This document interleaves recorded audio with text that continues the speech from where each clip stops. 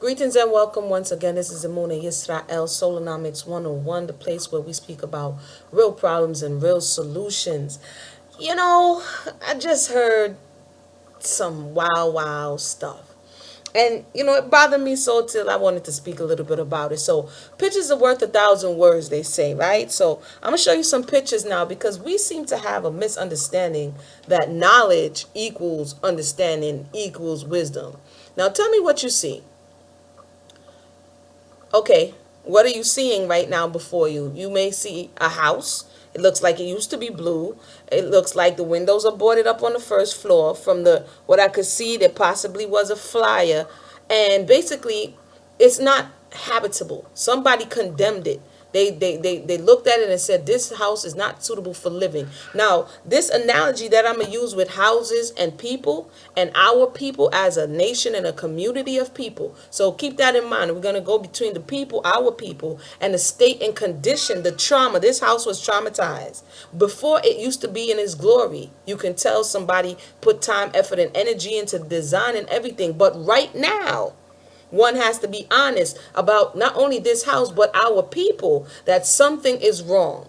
And that is a good place to start. Now, just say, for instance, I have some other pictures that's going to come up. I think this is the confusion that's going on, that we see what used to be and try to get there. Here goes another condemned structure.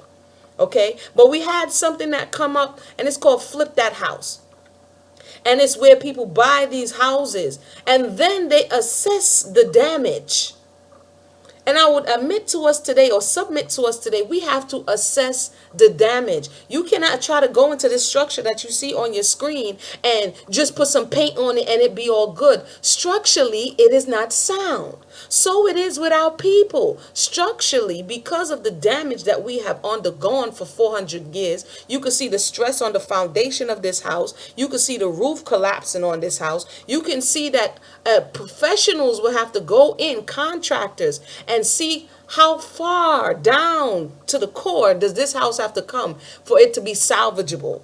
Some things are not salvageable, some things are. But if we're not willing to take a look at ourselves and truly admit, like this dilapidated house, that structurally we have undergone traumatic situations in the past that causes us to think strangely, act strangely, and do things that normal people wouldn't do to ourselves and one another. It's easier to see, put the parallels, because I always like to say broken bricks, which we see before us, don't build strong houses. And it's not to say this two-story house never used to be in its glory. I'm quite sure at one point it was. But nostalgia is not going to bring it back. What's going to bring it back is people or whoever's going to now go into this structure to say, you know what, how are we going to build this thing back up? But you have to be willing to take down the parts that are not working. So let me go to the people as we're looking at this house. Everybody like, what's wrong with our people? Well, we can't get along. And we're trying to just, do a few minor touches and fly the gate and be like, yeah, it's livable. And next thing you know, the walls come crumbling down on you because the structure is unsound. The people are not healed. And then we're saying, quote unquote, black people, we can't get along. See, we're not even approaching the situation with hakma or wisdom. We may have some knowledge, but we're lacking wisdom. Now take a look at this. This is Flip This House, right? This is something, the house used to be condemned. But then they had contractors. They had workmen that went in there and fixed the houses. And it was a process.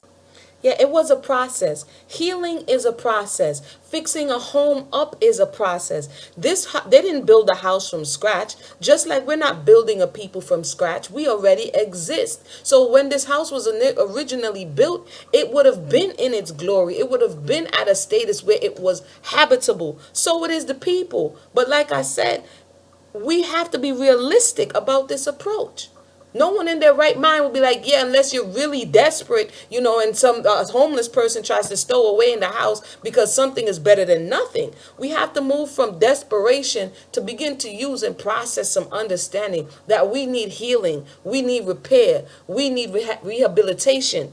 And if we're not ready to go in and assess the damages, look at this, the same thing.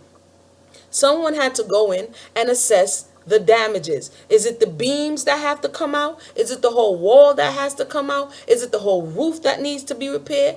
Is it our personalities, or is it the maladaptive ways that we have learned through this suppressive system or oppressive system, both suppressive and oppressive, that we have lived in for over 400 years? It is so much of a combination of things to think that in one breath we're going to voila appear.